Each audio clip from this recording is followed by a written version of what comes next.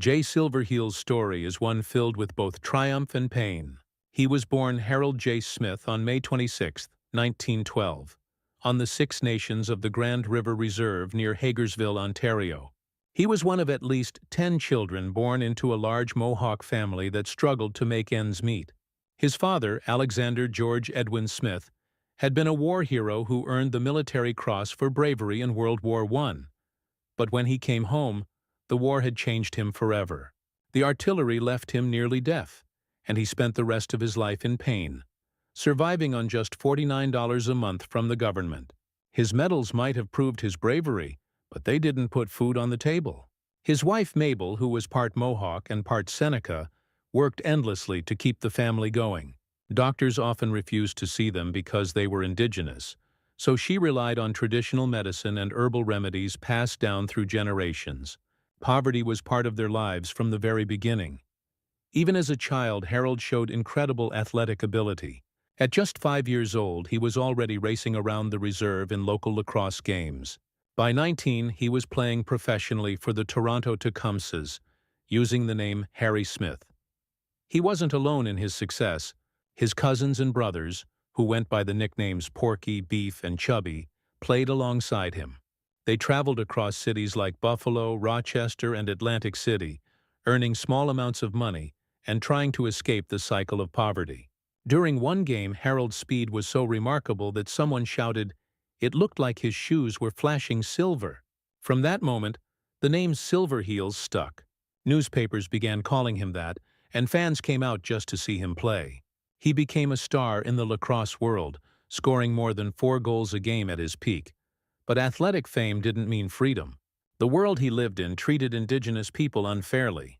In Canada, residential schools were still operating, designed to erase Indigenous identity and language.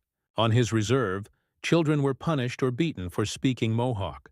Some were forced to wash their mouths with soap if they spoke their language. One of Harold's sisters was sent to a residential school and came back barely able to speak Mohawk anymore. The system tried to erase who they were. Government officials called Indigenous people lazy, uneducated, and incapable. That message wasn't just in reports. It was in the way people treated them every day. When the Great Depression hit in the 1930s, life got even harder. Harold's family moved to Buffalo, where he took any job he could find. Farm labor, odd work, whatever was available. His father could barely move without pain, and his mother traded away family heirlooms for food. The government's rations were often spoiled or inedible. Still, Harold pushed forward. His speed on the lacrosse field helped him earn money, and by 1932 he was being paid $75 a game, a fortune at the time. He was known for being fierce, and when a fight broke out during a game in Montreal, he was suspended for throwing punches. But when he returned, ticket sales tripled. People wanted to see him in action. When lacrosse slowed down, he tried his hand at boxing. He fought as a middleweight in the Golden Gloves tournament at Madison Square Garden and made it all the way to the semifinals. But one powerful punch broke his jaw in 2 places, ending his boxing career. Even then, he didn't give up. He lived on a liquid diet for weeks and used the prize money to stay afloat. The injury taught him resilience, something that would carry him through life. In 1937, while touring Los Angeles with his lacrosse team, Harold's life changed. A comedian named Joe E. Brown spotted him sprinting across the field and offered him a small film role. He performed a dangerous stunt that took 11 takes to perfect, and he earned $150, twice what lacrosse paid. From that moment, he decided to stay in Hollywood. He got a Screen Actors Guild card and began calling himself Jay Silverheels. By the end of that year, he had appeared in 5 films. He wasn't famous yet, but he was determined to make it. Hollywood in the 1930s wasn't welcoming to Indigenous actors. Jay often worked as a stuntman, earning less than $20 a day and bussing tables at night just to survive. In 1939, he landed a real acting role in Drums Along the Mohawk, which paid $350 a week, more money than he had ever earned. Studio executives liked his new name and said it sounded exotic. He didn't have much choice but to agree. For years, he took on minor roles, often as nameless Indian characters. Directors made him strip to the waist for authenticity, treating him more like a prop than a person. But he never gave up. He learned his lines, studied acting, and even began reading Shakespeare because a friend told him that if he could understand Shakespeare, he could understand anything. He served briefly in World War II and returned to Hollywood afterward, determined to rebuild his acting career. But things hadn't changed. Indigenous actors were still overlooked for major roles, which often went to white actors wearing brown makeup. Jay kept working, taking whatever parts he could get. In 1948, his persistence finally paid off when he was cast in Key Largo alongside Humphrey Bogart and Lauren Bacall. For the first time, his name appeared in the credits of a major studio film. It was a turning point. 2 years later, he played Geronimo in Broken Arrow, a Western that tried to portray Native Americans more respectfully. Jay's performance brought dignity to the role, but the film still starred a white actor, Jeff Chandler, as an Apache leader in dark makeup. Even when Hollywood wanted to seem progressive, it couldn't give indigenous people their rightful place. Everything changed for Jay Silverheels in 1949 when he was cast as Tonto in The Lone Ranger on ABC. He beat out 35 other actors for the part, becoming the first Native American to play a Native character on television. For years, the role had been voiced by white men on radio, but Jay's casting marked a breakthrough in representation. Unfortunately, that victory came with painful compromises. The name Tonto means fool or stupid in Spanish, and Jay knew it. He hated it but had no power to change it. In public, he smiled through interviews, but privately he felt humiliated.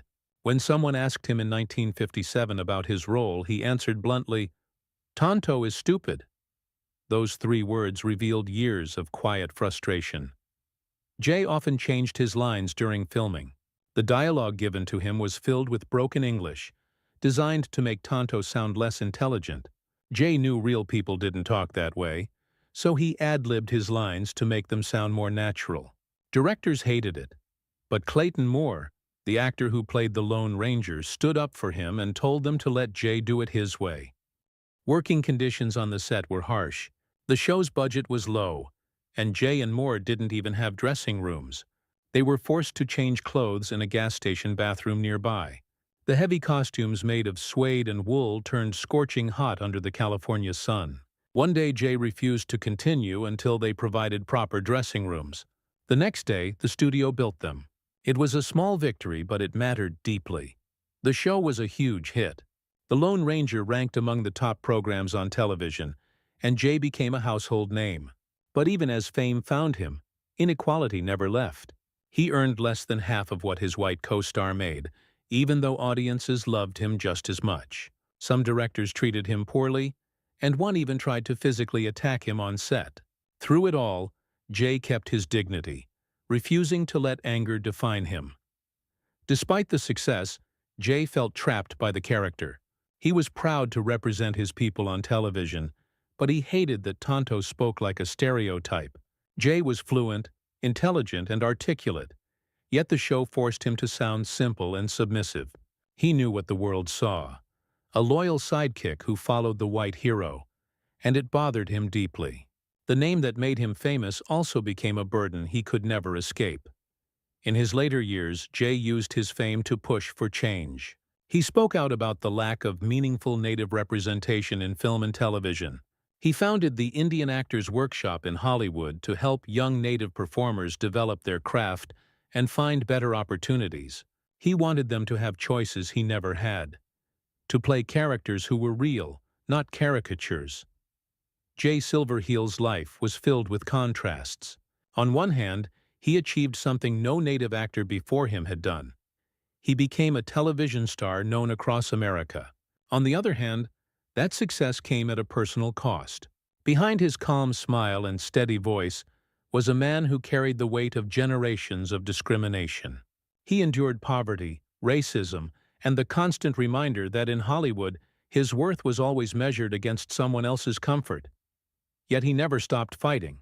Every time he stepped on set, every time he delivered a line his own way, he quietly resisted the system that wanted to silence him. He showed strength not just in his roles, but in his refusal to give up. The world may have known him as Tonto, but those who truly understood his journey knew he was much more than a sidekick.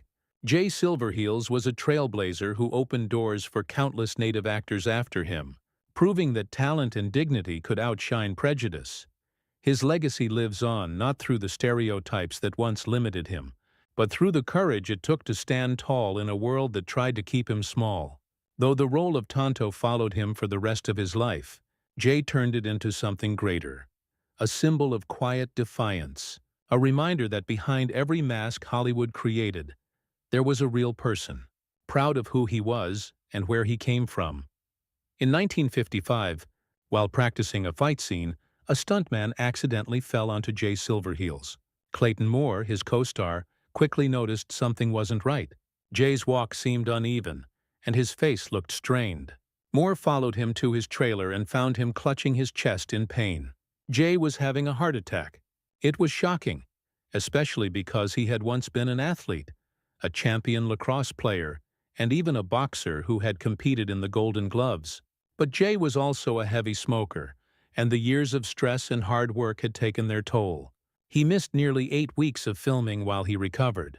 During that time, the writers had to come up with a reason for Tonto's absence, so they wrote that he was away in Washington, meeting the Great White Father. It was meant as a throwaway line, but it revealed how casually the show leaned on stereotypes that didn't reflect real native culture or dignity.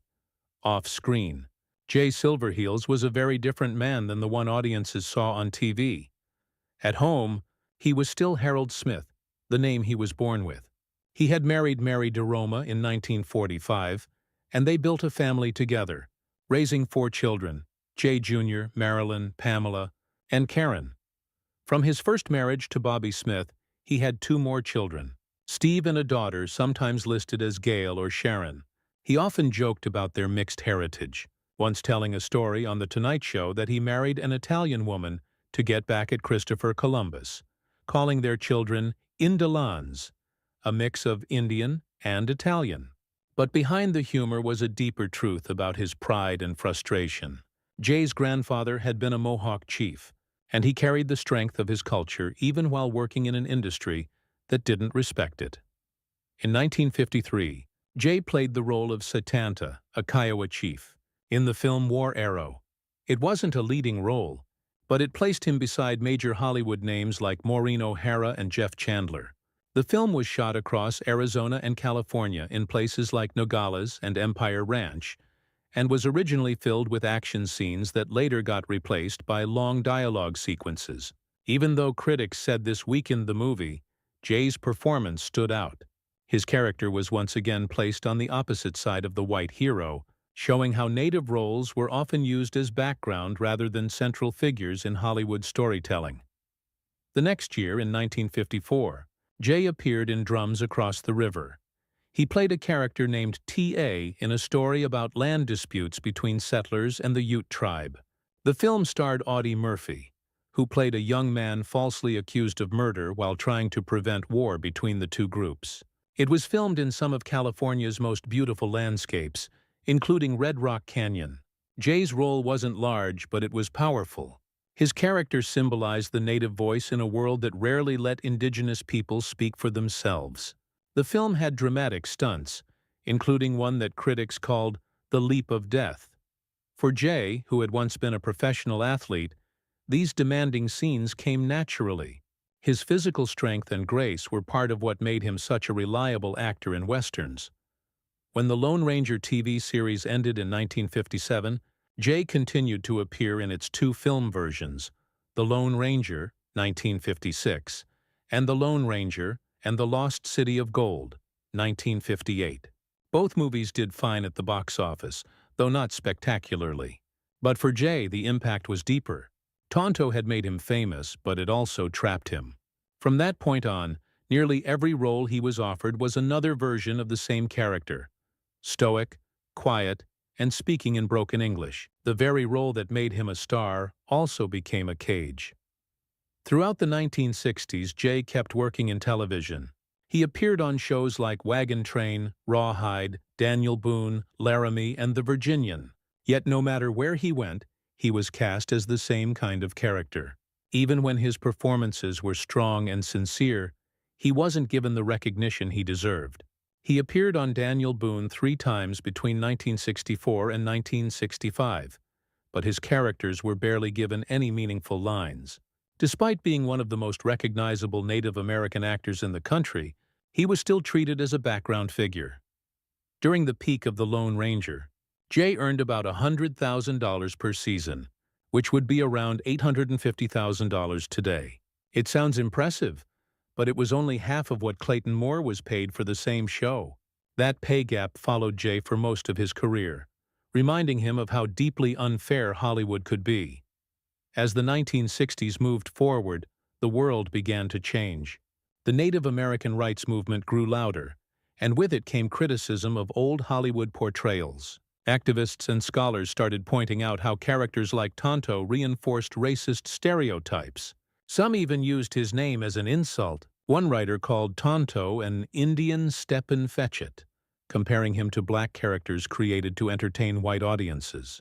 Russell Means, a leader in the American Indian movement, used Tonto, the same way others used Uncle Tom, as a symbol of submission. Jay Silverheels found himself caught between two worlds. The character that had made him a household name was now seen by his own community as a betrayal. But Jay had never intended it that way. He had played the role with dignity, working within the limits of a system he couldn't control. Now he was faced with the painful reality that his greatest success was also a source of shame for others. Studios became nervous about casting him in new projects, fearing backlash, and his acting work began to dry up. Instead of fading into obscurity, Jay chose to create change from the inside. In the early 1960s, he co-founded the Indian Actors Workshop in Los Angeles. It began as a small effort at the Los Angeles Indian Center, supported by figures like Buffy Sainte-Marie, Iron Eyes Cody, and Rod Redwing. By 1966, it had become a respected training ground for Native actors, offering weekly classes in acting, stunt work, voice training, and even health education. One of its future students was Michael Horse, who decades later played Tonto in The Legend of the Lone Ranger, 1981, and gained fame in Twin Peaks. In a 1973 interview, Jay explained that the workshop's main goal was to unlock the dormant creativity inside Native communities. He didn't just talk about it, he built it. He believed that Native Americans could not wait for Hollywood to change. They had to prepare themselves to take the roles when the opportunity came. His approach wasn't about anger or protest, it was about preparation and empowerment. He often said that boycotts wouldn't work for Native actors because the industry wouldn't feel the financial pressure. So instead, he focused on creating skilled, confident professionals who could demand better roles from within the system. Not everyone agreed with his methods. Some activists believed he was being too patient, too cooperative with an industry that had always mocked Native culture. But Jay believed progress came from persistence, not shouting. He even led letter writing, campaigns to political leaders and TV executives, asking for fairer portrayals of Native Americans in media. By the 1970s, Jay had shifted much of his energy to harness racing, something he had always loved. He earned a provisional driver's license in 1974 and trained horses at Hollywood Park. His calm personality and athletic background made him a natural at the sport. He even went on tour promoting races on the East Coast, using his fame to attract audiences. One horse named Hi-Ho Silverheels, named in his honor, broke a track record in 1996, years after his death. His widow Mary and son Jay Jr. were there to celebrate the moment, honoring both his love of racing and his legacy. Sadly, Jay's later years were filled with health struggles. In 1975, just when Hollywood was finally starting to take Native representation seriously, Jay suffered a series of strokes that left him partially paralyzed. Another major stroke in 1976 made it hard for him to speak, but he still lived long enough to see one final recognition of his contribution to film. On July 17, 1979, he was awarded a star on the Hollywood Walk of Fame. He attended the ceremony in a wheelchair, surrounded by Native dancers. His voice was weak, his words slurred, but his spirit was strong. He managed to whisper a few words of gratitude to the crowd. It was a quiet, emotional moment that symbolized a lifetime of struggle, strength, and perseverance. Jay Silverheels passed away on March 5, 1980, at the age of 67. He died from complications of a stroke and pneumonia at a hospital in Calabasas, California. His ashes were returned to his birthplace, the Six Nations Reserve in Ontario, where his journey had begun decades earlier. His son, Jay Silverheels Jr., followed in his footsteps and became an actor. He even appeared in The Legend of the Lone Ranger in 1981. Unfortunately, that film became a disaster. Its production was plagued with problems, and the lead actor's voice had to be dubbed. It flopped at the box office, but Jay Jr. continued acting in television, carrying on his father's mission to represent Native people with pride and authenticity. When Jay founded the Indian Actors Workshop, he said its purpose was to awaken the dormant creativity of the Indians. His work helped shape a new generation of Native talent. The effects could be seen in the rise of Indigenous actors like Graham Greene, who earned an Oscar nomination for Dances with Wolves, and in groundbreaking Native-made films like Smoke Signals, 1998, the first feature written, directed, and produced entirely by Native Americans. Even after his death, Jay's name lived on. He was posthumously inducted into the Western Performers Hall of Fame in 1993 and into the Canadian Lacrosse Hall of Fame in 1997 under the name Harry Tonto Smith. His portrait still hangs in Buffalo's Shays Performing Arts Center, a tribute to his enduring influence. Every Indigenous storyteller, actor, or filmmaker who fights for authentic representation walks through a door that Jay Silverheels helped open. Though he once admitted he cringed inside every time he had to deliver Tonto's broken English lines, Jay never let bitterness consume him. In 1969, appearing on The Tonight Show, he made light of it one last time. Dressed as Tonto, he looked directly into the camera and said with perfect comic timing, "My name is Tonto. I hail from Toronto, and I speak Esperanto." The audience roared with laughter, but beneath the humor was something more profound. A man reclaiming his voice, turning mockery into pride. Jay Silverheels had spent his life breaking barriers that others never even dared to approach, and though he suffered in silence for much of it, his legacy still speaks louder than words.